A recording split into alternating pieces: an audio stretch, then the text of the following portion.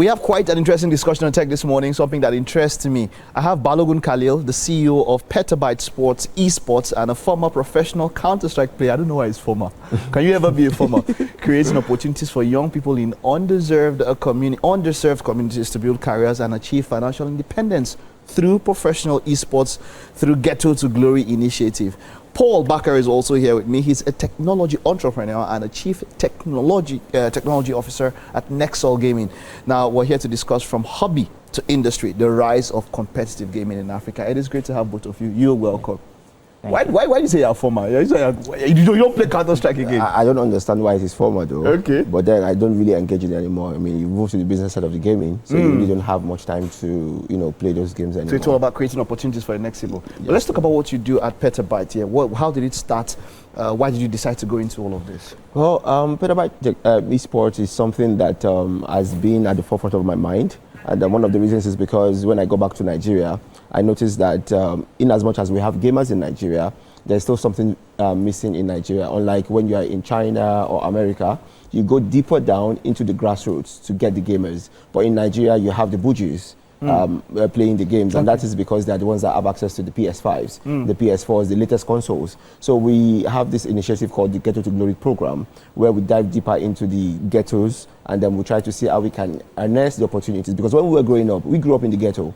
And you would see when we are in the barber shop, you would see PS1, PS2. That is where we all started our careers from when it comes to esports. But these days, you only see people within a category of spaces looking at them being able to promote esports online. And then those people are not the real people. They are the real people also, but then we need to still go in to look for the talents that are within those spaces so that they can grow. So that is some of the things that we're currently doing at Petabyte Esports. Wonderful. Paul, at Nexol Gaming, let's talk about your work. How did you start Nexol Gaming? Why did you start it, or why are you part of it, and what are you doing at Nexol Gaming?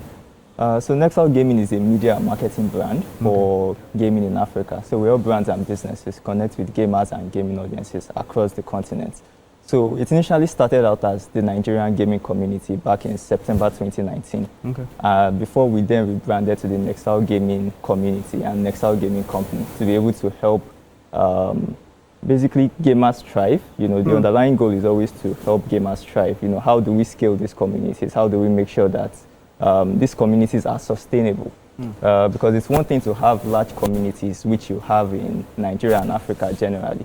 It's another thing for these communities to be sustainable. And part of the work we do is in building that ecosystem, building that framework for these gamers and these gaming audiences to find sustainability.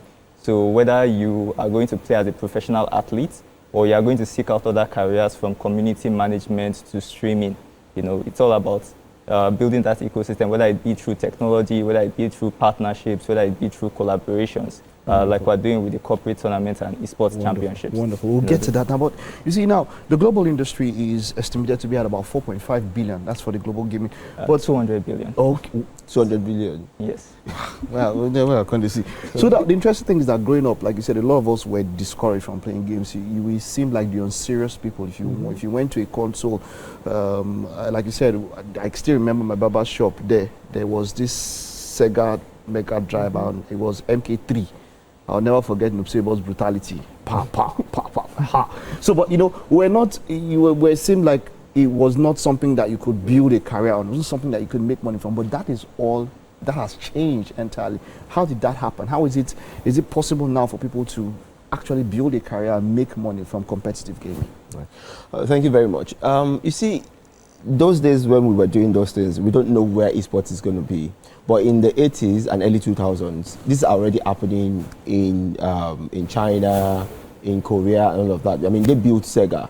So they already have two-player games and all of that. But we, like Nigeria, we're always going to be playing catch-ups to all of these people. And then this is a time that we should rethink whatever it is we're currently doing around esports. You see, something happened in Saudi Arabia this year. This is one of the first times Nigeria is going to be represented on the global stage. We had the Esports World Cup, and somebody represented Nigeria.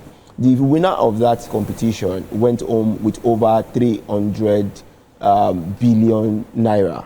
That is to show you how lucrative it is. Streamers across the country right now that are streaming gaming content in Nigeria right now are making huge amount of money. I mean, they make nothing less than 50 million naira every month from streaming games alone. So this is to show you that there is a career path.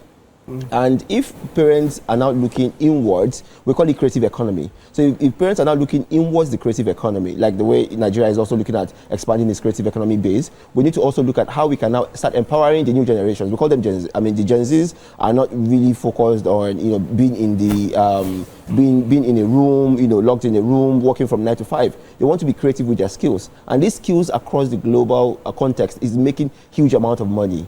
And this is something that we also think that Nigeria should also plug in as fast as possible so that we can have more millionaires, more billionaires within the tech ecosystem in Nigeria. Now, talking about our tech ecosystem, that's you come up from the other part, right? Not only people that are into, apart from gaming, like professional gaming yourself, what other parts of that ecosystem can people plug in and be a part of and maybe make money from it?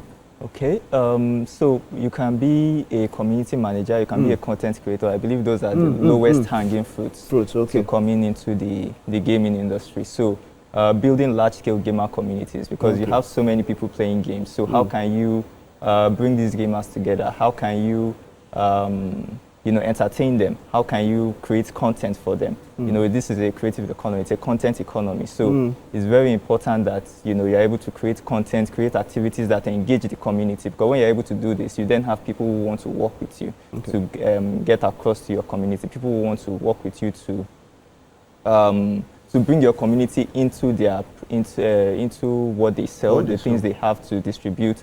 So you become part of a distribution network when you are able to manage and scale communities, which is what you see the creators do, which is what you see the community managers do.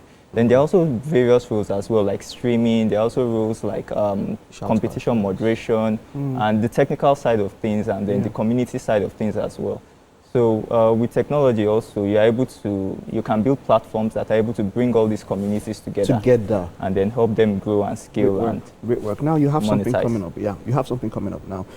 What's it about? What's this competition about? It's corporate gaming and all of that. That means you want people who are, higher up on different spheres to come together. Why did you decide to do it, and what is it all about? So, early this year, we were looking at how Gen Zs think.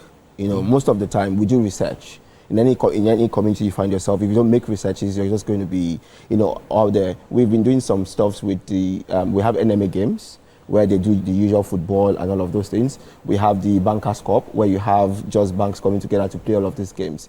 But with the rise of esports now, how can we tailor esports to fit into the next generation?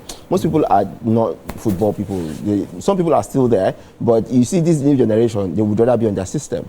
And one of the interesting conversations is how can we now expand esports into the corporate organizations? So that's what actually brought about the CTEC 2025. And we actually look at how can we now start engaging corporate organizations. So because when you start engaging corporate organizations, it starts making sense. Parents at home will now start seeing a future in all of those things. Because if the larger ecosystem don't buy into this thing, there's no way those people around you will buy into it.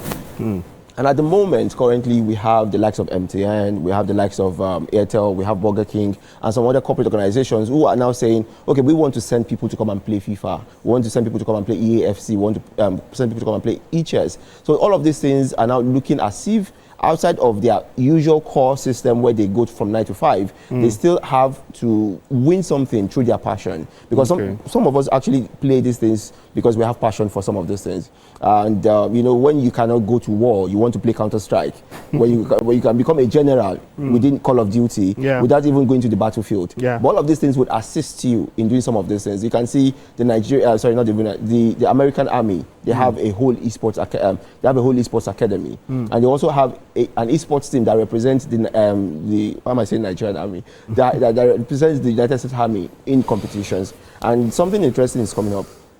While we're having these deliberations with the Nigerian police, it will be interesting that the PRO of sports of the Nigerian police is also saying, I think it's time for the Nigerian police to also have their own team that could represent Nigeria in some of these competitions. You will see that Nigerian police have always been forefront of sports. They do some combat sports where they represent Nigeria and they win big. Yeah. So he's now looking beyond that and then inclusively bringing in the Nigerian police to also have their esports team. Yeah, so esports team. Yeah, so this is some of the things that you would see impacts already being made through the CTEC event. So we are seeing a larger organizations believing in esports and seeing how all of these things can drive. All right. So you know what happens now?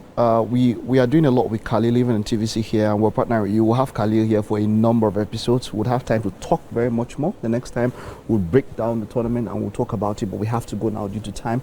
We're looking forward to that one, and yeah, we'll have you much around. Like we mentioned, we'll get some gamers, and maybe next time we'll have something quite, something that people can see and engage and interact with. Right. So it's been a pleasure, and we'll be having much more of you in the course of the show. All right, it's great to have you. Welcome. All right. So that's it on our discussion this morning. Like I said, it's a continuous episode. We'll have them much more on the show. We'll take a time and now stay with us.